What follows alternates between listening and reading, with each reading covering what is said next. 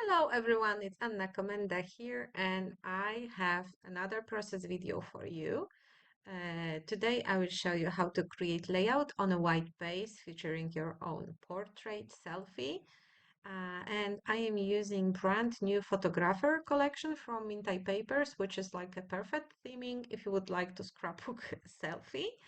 And I am starting with white 12 by 12 paper, and I will be building composition on top of it using just a little bit of mixed media.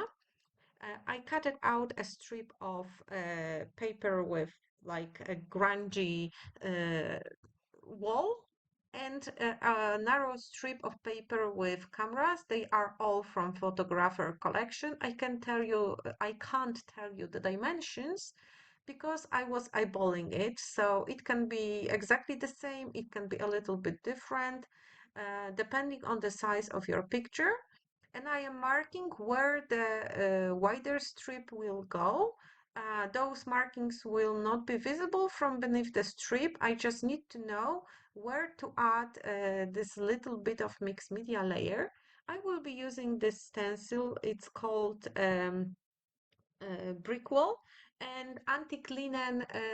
No, it's not antique linen. It's, or maybe it is antique linen. It is antique linen color of distress oxide, and I'm gently rubbing the paper with this distress. It kind of look darker right now, but in the real life, it doesn't kind of, you know, strike as much from the background as on the video. And I'm also applying a little bit on the left. Just make sure the part of the layer will be visible from the strip we planned for this area.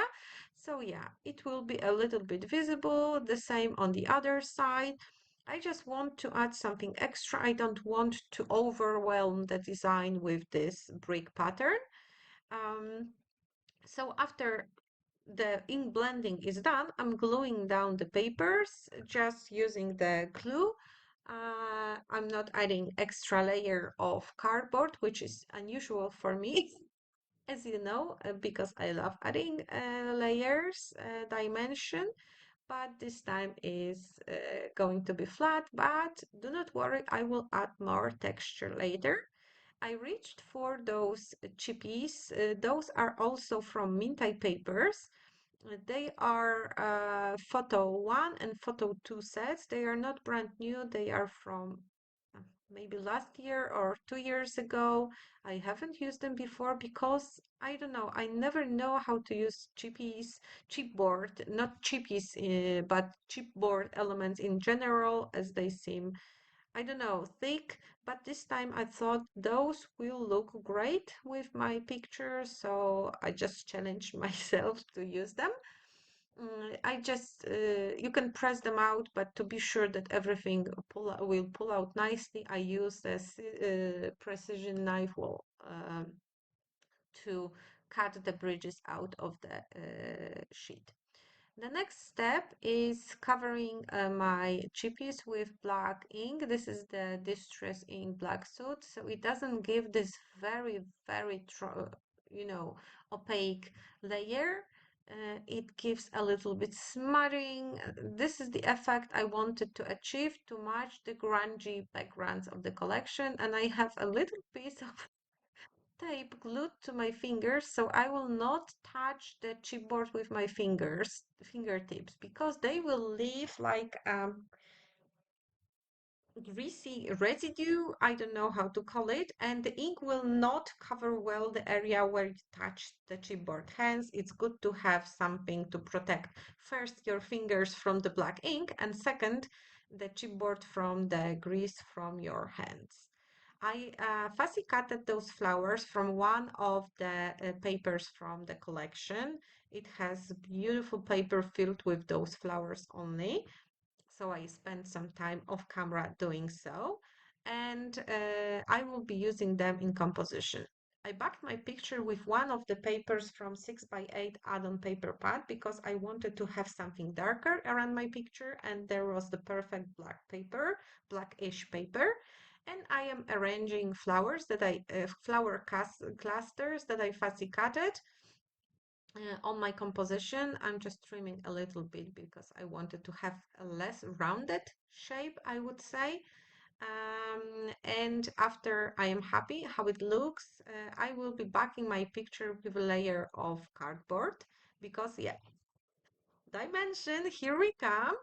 And some of the flowers will be glued flat, some will have dimension too, at least at some point, at some part, because of course, when you put it behind the picture, there is no point, but when some of the elements stick out from the picture, you can add a layer of foam to raise it above the surface. It's a boring part of gluing everything down. This time I decided to leave the process almost just like it is. Of course, it wasn't recorded in just one stand. It's not what I do. I usually kind of procrastinate, go make myself a cup of tea. So I turn off the camera, then I turn on the camera. So it's never like one sitting and I just finish my page. I don't know, maybe I have some sort of HDD because I cannot do it at one sitting. I always have to, I don't know, go somewhere, do something, come back, check if I'm happy with the result. But it was still quite a fast page when you sum up all the videos, even without speeding them up. It's about half an hour of making the page.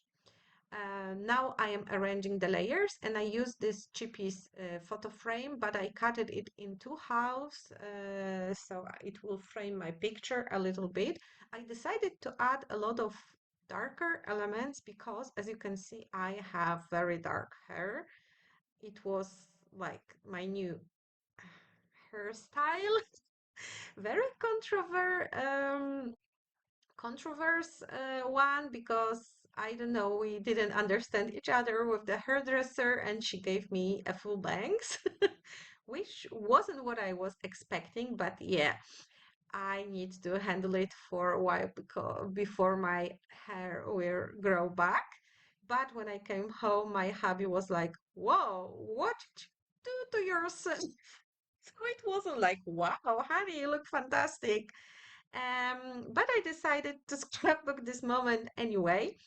So the color of my hair is like this is my color of hair, but the bangs isn't there always. It's just the period.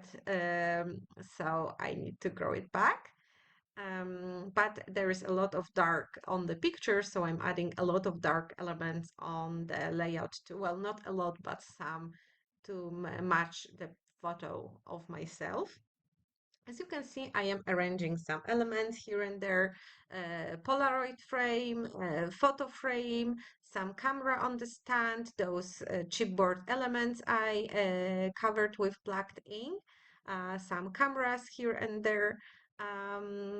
They are all from photographer collection. They are from pack of die cuts. You can purchase pack of die cuts with this collection, and it's filled with lenses, cameras, people taking pictures. It's a very well themed collection. I also have those film strips. I don't know if you noticed where they come from because I was jabbering about my haircut. They come from one of the 12 by 12 papers. There is a whole paper filled with film strips. I just cutted them out using scissors. And I remembered I have those little wooden cameras from like maybe 11, 12 years ago from Studio Calico when I was still a subscriber to their Project Life Kits. So I just grab them and I'm going to place them on the layout too. And I'm also reaching for word stickers from a photographer collection. They come in English and Polish version, but I decided to use the English version because the words my portrait were just the perfect title for this layout. And I'm backing them with a little bit of 3D foam to add dimension, of course, to raise them above surface, however you name it, I'm on when it comes to adding dimension to the projects. So I'm gluing this down too. And honestly, I don't remember what I did next. I need to wait and see on my own video. Oh, I will keep adding the words. So it's my portrait moment, and I don't remember what else. Uh, photos, but I was just running with this word, not sure where to place it, and then I decided to do it here. And I may have added some smaller word strips here and there, but maybe I was just wandering around thinking where should I place it. No, I chose few words too, but some of them will be glued down with a piece of foam tape. Yeah, so I'm gluing everything down to my layout. It's almost finished. Uh, as you can see, it was quite an easy page. I really like those bricks pattern peeking from behind. It's very, very subtle, but it kind of add this grungy feel to this white space. And I will make it dirty more using black ink, so it will be not as, sterile looking like it's looking right now. I'm just finishing everything with few layers of film strips. Those again were the ones that I cut it out from 12 by 12 paper. And now it's time for the final element. It will be splashing with black ink. I'm using a little brush because I want to have those really, really nice small droplets of ink. I don't want a big splatters. I want something small. Of course, cover your picture before splattering everything because it will get dirty. I am using Canon selfie print, which covers the pictures with protective layer of foil, and you can easily wipe off any stain from the picture. But if you are printing with your home printer, just secure your picture because it will soak the ink immediately. And here is the finished page layout I created with my own picture of bad hair cutting choices, but here it is. And thank you so much for staying with me. Don't forget to check the description box for all the details and products I used.